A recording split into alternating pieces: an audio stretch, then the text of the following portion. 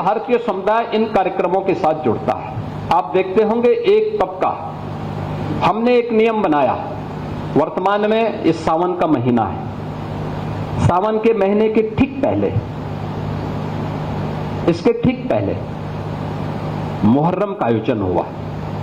हमने एक व्यवस्था बना दी कि भाई देखो, आप ताजिया की हाइट इससे ज्यादा मत करना, इससे ज्यादा करेंगे तो देखिए फिर आप मांग करेंगे कि पेड़ की टहनी काटो, किसी के घर के छज्जे को काटो, कहीं हाई टेंशन के तार को हटाओ।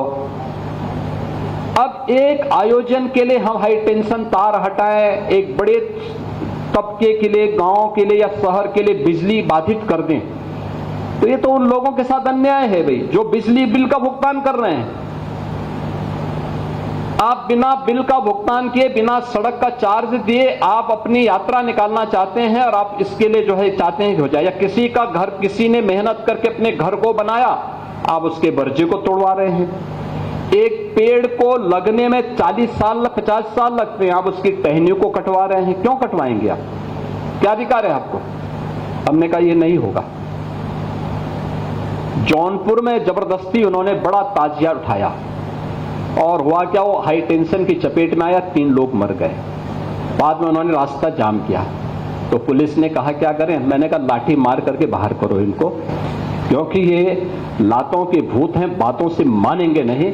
जब हमने कहा था कि हाई टेंशन तार की चपेट में आ सकते हो, इससे ऊंचा मत करना, अपने इन्होंने किया है, आप कार्रवाई कर दो इनके खिलाफ।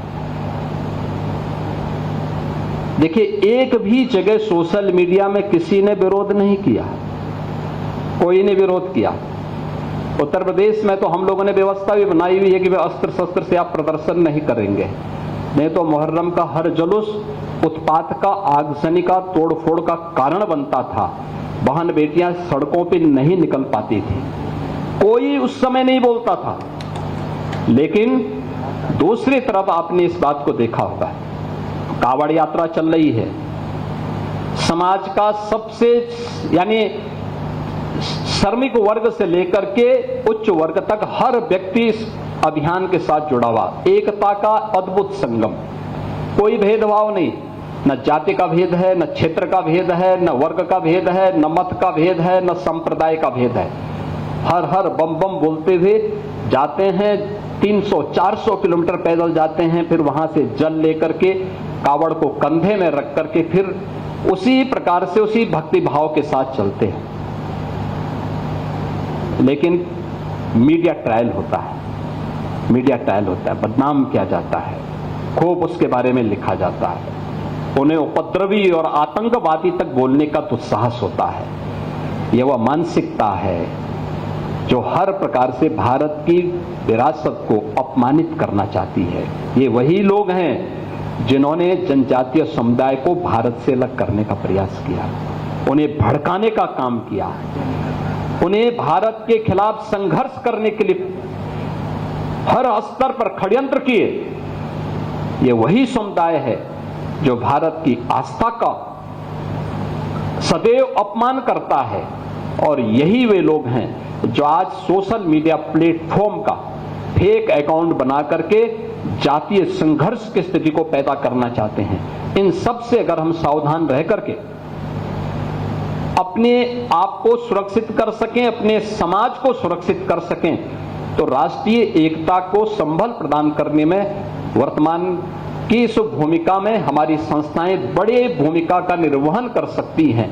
भगवान बिरसा की जो विरासत है, ये हमें राष्ट्रीय एकता के उन्हीं चुनौतियों से जूझने के लिए एक नई प्रेरणा प्रदान कर रहा है, और उस प्रेरणा से हम कुछ सबक सीख सकें। उन्होंने ब्रिटिशर के खिलाफ और वहां के जिम्मेदारी शोषण के खिलाफ आंदोलन किया था। अगर हम इससे कुछ सीख सकेंगे तो आपकी चुनौती ये जातीय संघर्ष कराने वाले उन तत्वों से है जो फेक अकाउंट के माध्यम से, क्योंकि बाकी क्षमता उनकी समाप्त हो चुकी है, तो सोशल मीडिया प्लेटफॉर्म के माध्यम से अब वो कहीं एक कोने में छुप करके इस प्रकार के कृत्यों में लिप्त हैं। उनसे सतर्क और सावधान रहते हुए उन लोगों को समझाने की आवश्यकता है। किसी गांव का कोई 2 लोगों का मामला है तो उसके लिए प्रशासन है, उसके लिए एक सिस्टम है उसका समाधान करने के लिए। तुम वहां जाकर के जबरदस्ती दरोगा की भूमिका में जाओगे तो पिटोगे, ये जरूर उनको समझाने की आवश्यकता है जो बीच में आकर के जबरन करने का प्रयास करते हैं। तो मुझे लगता है कि सामाजिक सौहार्द को बनाने में भी इससे बड़ी एक अच्छी भूमिका का निर्वहन आप सबके स्तर पर हो पाएगा।